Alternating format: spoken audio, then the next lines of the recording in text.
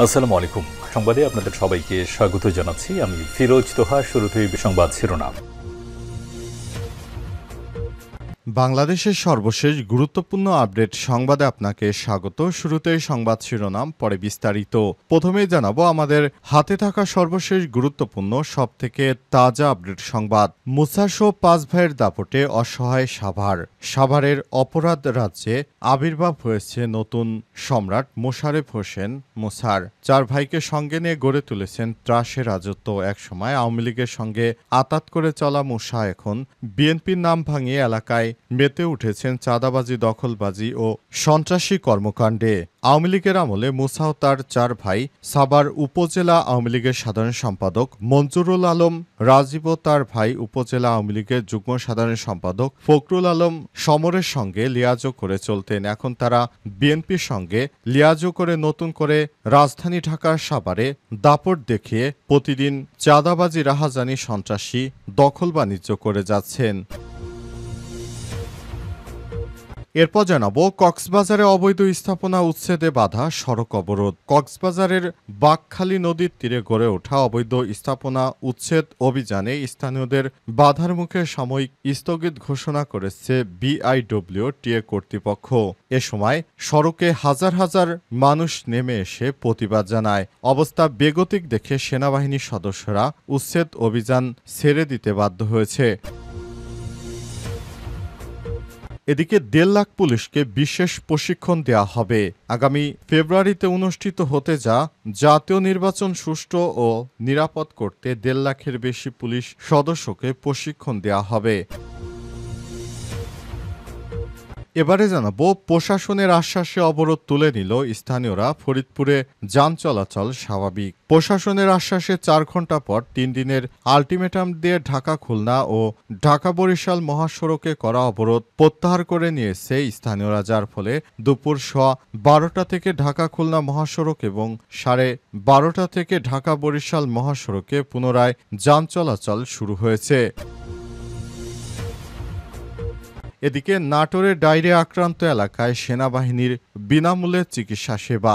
নাটোর পৌরসভার বিভিন্ন এলাকায় ডায়রিয়া প্রকোপ বেড়ে যায়। সাধারণ মানুষের পাশে দাঁড়িয়েছে বাংলাদেশ সেনাবাহিনীর সদস্যরা। তারা সাধারণ মানুষদের চিকিৎসা দিচ্ছে।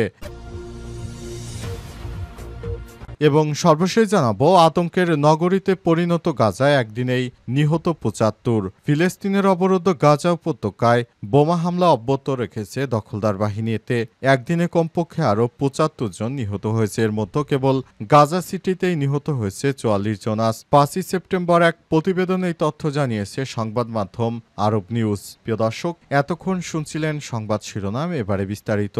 তবে তার আগে বন্ধুরা, অনুরোধ থাকবে সংবাদটিতে একটি লাইক দিন। এই চ্যানেলে আপনি নতুন হয়ে থাকলে আমাদের সংবাদটি দেখতে দেখতে চ্যানেলটি সাবস্ক্রাইব করে রাখুন। কমেন্ট করে বন্ধুরা আপনার মূল্যবান মতামত জানিয়ে দিন আপনি বিশ্বের কোন দেশ থেকে বা বাংলাদেশের কোন স্থান থেকে আমাদের সংবাদটি দেখছেন এবং শুনছেন। আর বন্ধুরা, এই সংবাদটি আপনার সোশ্যাল মিডিয়া ফেসবুকে শেয়ার করে বন্ধুদেরও দেখার সুযোগ করে দিন। এবারে বিস্তারিত। মুসাসহ 5 ভাইয়ের দাপটে অসহায় রাজধানী সাভার। সাভারে অপরাধ রাজ্যে আবির্ভাব হয়েছে নতুন সম্রাট মোশারেফ হোসেন মুসার। 4 ভাইকে সঙ্গে নিয়ে গড়ে তুলেছেন ত্রাসের রাজত্ব। একসময় আওয়ামী লীগের সঙ্গে আতাত করে চলা মুসা এখন বিএনপির নাম ভাঙিয়ে এলাকায় মেতে উঠেছেন চাঁদাবাজি, দখলবাজি ও সন্ত্রাসী কর্মকাণ্ডে। আওয়ামী লীগের আমলে মুসা এবং তার 4 ভাই সাভার উপজেলা আওয়ামী লীগের সাধারণ সম্পাদক মঞ্জুরুল আলম রাজীব ও তার ভাই উপজেলা আওয়ামী লীগের যুগ্ম সাধারণ সম্পাদক ফখরুল আলম সমরের সঙ্গে লিয়াজো করে চলতেন। সে সময় চাঁদাবাজি এবং সন্ত্রাসী কার্যক্রম করতেন মিলেমিশেই। 5 আগস্টের পর রাজীব সমর 2 ভাইয়ের সেই মাফিয়াতন্ত্র এখন 5 ভাইয়ের দখলে। মুসা বাহিনী চাঁদাবাজি আর অপরাধের মূল ক্ষেত্র সাভারের হেমায়েতপুর। অভিযোগ রয়েছে হেমায়েতপুরে ফুটপাত, বাস স্ট্যান্ড, বাজারঘাট, garments, jute, device, internet, dish, ময়লা এবং হাউজিং ব্যবসা নিয়ন্ত্রণ নিয়ন্ত্রণে নিয়েছে মুসার বাহিনী। এরই মধ্যে গার্মেন্টসের ঝুট নিয়ন্ত্রণ করে মুসার ভাই মোহাম্মদ শরীফুল ইসলাম, অন্য ভাই রাসেল হাসান ও রাকিব হাসানের নিয়ন্ত্রণে ফুটপাত, ট্রাক, সিএনজি স্ট্যান্ড ও ডিশ ইন্টারনেট ব্যবসা। হেমায়তপুর বাস স্ট্যান্ড এলাকায় স্কুল, মার্কেট সহ সড়কের দুই পাশে প্রায় 2000 ভাসমান দোকান রয়েছে। এসব প্রতিটি দোকান থেকে প্রতিদিন 200 থেকে 2000 টাকা পর্যন্ত চাঁদা তোলা রেকর্ড রয়েছে মুসা বাহিনীর। মুসার অপকর্মের শেল্টার দিছে আরেক ছোট ভাই। হেমায়তপুর এলাকার তেঁতুলঝোড়া ইউনিয়ন বিএনপির সহসভাপতি মেহেদী হাসান মুসা বাহিনীকে কেউ চাঁদা দিতে অস্বীকৃতি জানালে বাধা দিলে গুলি করা হয়, ভেঙে দেয়া হয় হাত পা, কখনো আবার চিরতরে পঙ্গু করে দেয়া হচ্ছে। কক্সবাজারে অবৈধ স্থাপনা উচ্ছেদে বাধা, সড়ক অবরোধ। কক্সবাজারের বাঁকখালী নদীর তীরে গড়ে ওঠা অবৈধ স্থাপনা উচ্ছেদ অভিযানে স্থানীয়দের বাধার মুখে সাময়িক স্থগিত ঘোষণা করেছে বিআইডব্লিউটিএ কর্তৃপক্ষ। এ সময় বিক্ষুব্ধ জনতা প্রতিবাদে প্রধান সড়কে নেমে বিক্ষোভ প্রদর্শন করেন। তারা টায়ার জ্বালিয়ে সড়ক অবরোধ করে প্রতিবাদ জানায়। এতে আইন শৃঙ্খলা বাহিনীর সদস্যের পাশাপাশি বিআইডব্লিউটিএর উচ্ছেদ অভিযান কর্মীরা যানবাহন আটকে পড়েছে। এ সময় প্রধান সড়কের পাশাপাশি বিমানবন্দর সড়কে দীর্ঘ যানজটের সৃষ্টি হয়েছে। এক পর্যায়ে উচ্ছেদ কার্যক্রম সাময়িক স্থগিত ঘোষণা করা হয়। এরপরই বিআইডব্লিউটিএ কর্তৃপক্ষ বিক্ষুব্ধ জনতা যার যার অবস্থান থেকে সরে গেলে যানবাহন চলাচল স্বাভাবিক হয়। শুক্রবার সকাল 9:30টার দিকে কক্সবাজার শহরের বাঁকখালী নদীর 6 নম্বর ঘাট এলাকায় উচ্ছেদ অভিযানে যান বিআইডব্লিউটিএ কর্তৃপক্ষ। 11:15টা পর্যন্ত চলে উচ্ছেদ অভিযানকে ঘিরে উত্তেজনা ও বিক্ষোভ প্রদর্শন। এদিকে শুক্রবার সকালে উচ্ছেদ অভিযানকে ঘিরে শহরের প্রধান সড়কের পাশাপাশি বিমানবন্দর সড়কে নেমে আসে শত শত স্থানীয় জনতা। শুরু করে বিক্ষোভ, 4 রাস্তার মোড়ে দেয়া হয় ব্যারিকেড, জ্বালিয়ে দেওয়া হয় টায়ার। গুরুত্বপূর্ণ বিমানবন্দর সড়কে ঠেলা গাড়ি ফেলে তৈরি করা হয় প্রতিবন্ধকতা। স্থানীয় জনতার দাবি, এই উচ্ছেদ কার্যক্রম অবৈধ।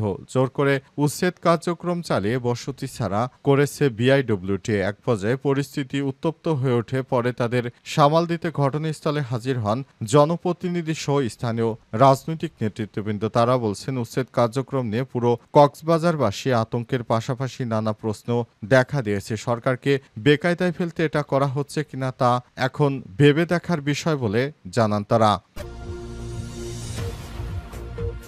1.5 লাখ পুলিশকে বিশেষ প্রশিক্ষণ দেয়া হবে। আগামী বছরে ফেব্রুয়ারিতে অনুষ্ঠিত হতে যাওয়া জাতীয় নির্বাচন সুষ্ঠু নিরাপদ করতে 1.5 লাখের বেশি পুলিশ সদস্যকে প্রশিক্ষণ দেয়া হবে।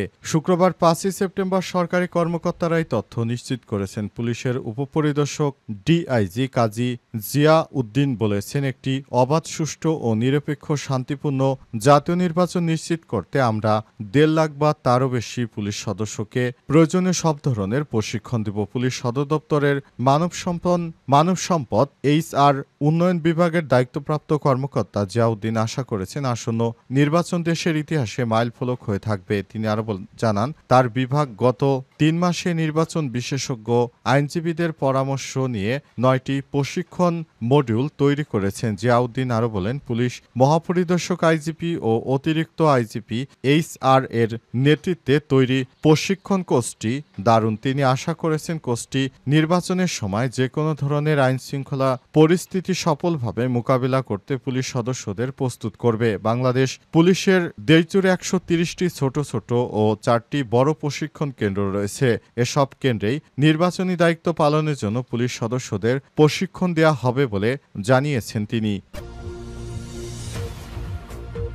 প্রশাসনের আশ্বাসে অবরোধ তুলে নিল স্থানীয়রা। ফরিদপুরে যান চলাচল স্বাভাবিক। প্রশাসনের আশ্বাসে 4 ঘন্টা পর 3 দিনের আলটিমেটাম দিয়ে ঢাকা খুলনা ও ঢাকা বরিশাল মহাসড়কে করা অবরোধ প্রত্যাহার করে নিয়েছে স্থানীয়রা, যার ফলে দুপুর 12:15 থেকে ঢাকা খুলনা মহাসড়ক এবং 12:30 থেকে ঢাকা বরিশাল মহাসড়ক পুনরায় যানবাহন চলাচল শুরু হয়েছে। এর আগে শুক্রবার 5ই সেপ্টেম্বর সকালে ফরিদপুর ভাঙ্গা উপজেলা আলকি ও হামিদী ইউনিয়নে ফরিদপুর ৪ আসন থেকে ফরিদপুর ২ আসন অন্তর্ভুক্ত করে বাংলাদেশ নির্বাচন কমিশনে গেজেট প্রকাশের প্রতিবাদে ঢাকা-খুলনা ঢাকা-বরিশাল মহাসড়ক অবরোধ করে প্রতিবাদ করেন স্থানীয়রা। এতে দক্ষিণাঞ্চলের সঙ্গে ১৬টি জেলার যানবাহন আটকে পড়ে। আন্দোলনকারীরা জানান, দুপুর ১২টার দিকে ভাঙ্গার উপজেলা নির্বাহী কর্মকর্তা মোহাম্মদ মিজানুর রহমান ঘটনাস্থলে আসেন। তিনি আন্দোলনকারীদের দাবির প্রতি সমর্থন পোষণ করেন, যার ফলে দুপুরে ১১:১২ থেকে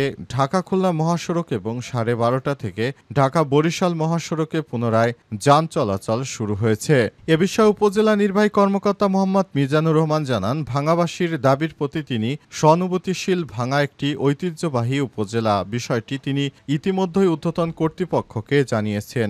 ভাঙ্গা থানার ভারপ্রাপ্ত কর্মকর্তা ওসি মোহাম্মদ আশরাফ হোসেন জানান, অবরোধকারীর গাছের গুঁড়ি ফেলে সড়কে টায়ার জ্বালিয়ে অন্তত ৫টি স্থানে অবরোধ করে। অবরোধের কারণে দুই পাশে যান চলাচল বন্ধ হয়ে থাকে।